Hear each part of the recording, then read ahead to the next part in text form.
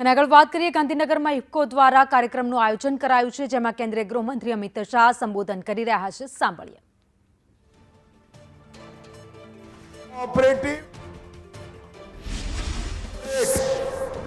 બંને સંસ્કાર ભેગા થઈને કામ કરે તો કેવું અદ્ભુત પરિણામ આવે એનો જબરજસ્ત મોટું ઉદાહરણ બેસાડવાનું કામ કર્યું. એક પ્રકારથી ઇફકોની માલિકી તો આપણા દેશભરના ખેડૂત ભાઈઓની, હજારો મંડળીઓની, પરંતુ ઇફકો ચાલ્યું એક કોર્પોરેટની જેમ.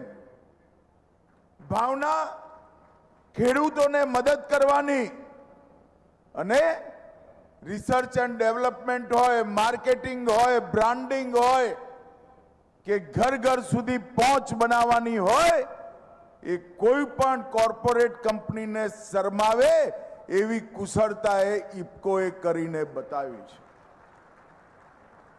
અને આજે ભારત ખાદ્યાન્નના ક્ષેત્રમાં આત્મનિર્ભર છે. મારા મનમાં કોઈ સવાલ નથી, એમાં ઇફકોની બહુ જ મહત્વપૂર્ણ ભૂમિકા રહેલી છે. ઇફકોએ ખેડૂતોને ફર્ટિલાઇઝર સાથે જોડ્યા અને ફર્ટિલાઇઝરને કોઓપરેટિવ જોડે જોડવાનું કામ ઇફકોએ કર્યું. અને એના કારણે આજ 50 વર્ષની ગૌરવપૂર્ણ યાત્રા પૂરી કરી ઇફકો અહીંયા ગૌરવ સાથે ઊભું છે. અને મને વિશ્વાસ છે જ્યારે ઇફકોની શતાબ્દી મનાવાશે ત્યારે દુનિયાભરની સહકારી સંસ્થાઓમાં ઇફકોનો ડંકો આજની જેમ જ વાગતો હશે. ઇફકોએ અનેક પ્રકારના રિસર્ચ એન્ડ ડેવલપમેન્ટના પણ કામ કર્યા. જ્યારે ઇફકોના આ કલોલ કારખાનાનું ભૂમિપૂજન થયું એ વખતના જમાનામાં 50 વર્ષ પહેલા એક મોટી ક્રાંતિ ગણાતી હતી. અને જ્યારે સમય બદલાયો, nano urea, nano DAP, nano liquid urea, liquid DAP, એના માટે રિસર્ચ કરી, પ્રયોગો કરી, સિદ્ધિ મેળવી અને ઉત્પાદનમાં બદલવાની વાત આવી ત્યારે પણ સમગ્ર ભારતમાં ઇફકો એક નંબરે રહ્યું. હું બરોબર આ પ્રક્રિયા સાથે પૂછતાછ કરતો રહેતો હતો. શ્રી અવસ્થી અહીંયા બેઠા છે. અવસ્થીજીની દૂરંદેશી અને સાતત્યપૂર્ણ ફોલોઅપના કારણે આજે ઇફકો નેનો યુરિયા અને ઇફકો નેનો ડીએપી સમગ્ર વિશ્વની અંદર ભારતના કોઓપરેટિવ ક્ષેત્રની ધાક પહોંચાડવાનું કામ કર્યું છે. અને ઇફકોના નેનો યુરિયા અને નેનો ડીએપી આજે વિશ્વભરમાં પહોંચતા થયા છે. ઇફકોએ ક્ષમતા પણ વધારી, ઇફકોએ ખેડૂતના ખેતર સુધી રીચ પણ વધારી, પહોંચ પણ વધારી અને ઇફકોએ R&D કરી આધુનિકતાને લેબોરેટરીની અંદર જે પ્રયોગો થતા હતા એને લેન્ડ સુધી, ખેતરની જમીન સુધી પહોંચાડવાનું કામ ઇફકોએ કર્યું છે. અને આજે અહીંયા બીજ અનુસંધાન કેન્દ્રની સ્થાપના થઈ. મિત્રો, નરેન્દ્ર મોદીજીએ સમાજ જીવનના દરેક ક્ષેત્રની અંદર નવી શરૂઆતો કરી. આપણે સૌ કોઓપરેટિવ સાથે જોડાયેલા કાર્યકર્તાઓ છે. 75 વર્ષથી સહકારિતા મંત્રાલય સ્વતંત્ર બનવું જોઈએ, દેશની આવડી મોટી કોઓપરેટિવ મૂવમેન્ટ નધણિયાતી પડી હતી, એને સ્ટ્રક્ચર કરવાનું, એનો આવતા વર્ષોનો વિકાસનો કાર્યક્રમ બનાવવાનો, એનું પોષણ કરવાનું.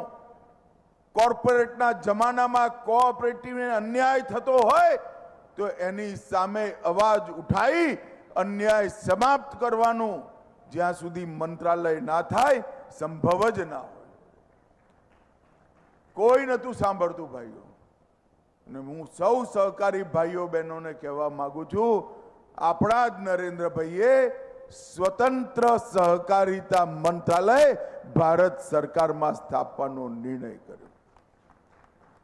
અને નિર્ણયની સાથે જ લગભગ 62 અભૂતપૂર્વ એક પછી એક કદમ ઉઠાયા.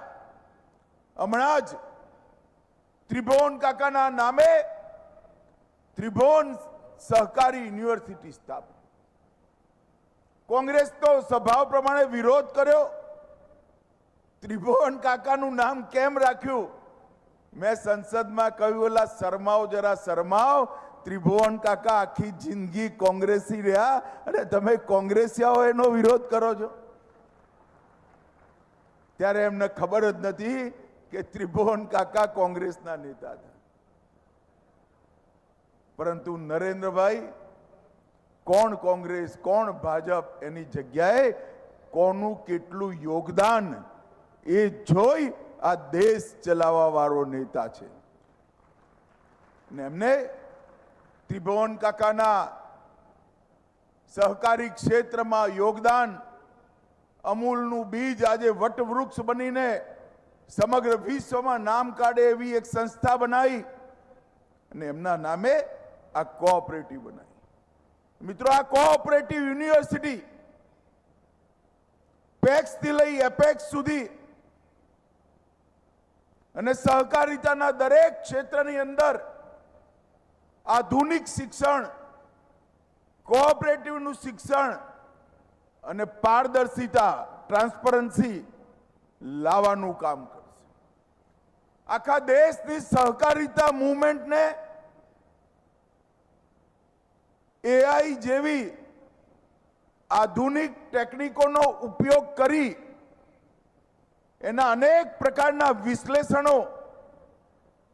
વિશ્લેષણોના આધાર પર તારણો અને તારણોના આધાર પર આવતા 50 વર્ષની સહકારી મૂવમેન્ટની દિશા નક્કી કરવાનું કામ આપણી આ ત્રિભુવન સહકારી યુનિવર્સિટીના તજજ્ઞો કરશે. અને એ જ રીતે 3 રાષ્ટ્રીય સ્તરની કોઓપરેટિવ બનાવી. એક ખેડૂતોની ઉપજ વિશ્વના બજારમાં જાય એટલા માટે રાષ્ટ્રીય એક્સપોર્ટ કોઓપરેટિવ લિમિટેડ કર્યું. બીજું, ઓર્ગેનિક પ્રોડક્ટના સર્ટિફિકેશન, બ્રાન્ડિંગ સાથે સારા ભાવ મળે ખેડૂતોને, એના માટે નેશનલ કોઓપરેટિવ ઓર્ગેનિક લિમિટેડ બનાવી. અને ત્રીજું, આધુનિક બીજ ખેડૂતને મળે. બીજની ખેતી 2 એકરનો ખેડૂત પણ કરી શકે અને આપણા જૂના હાઇબ્રિડ વગરના મીઠા બીજોનો સંગ્રહ, સંરક્ષણ અને સંવર્ધન થઈ શકે. એના માટે બીજ કોઓપરેટિવ બનાવવાનું કામ પણ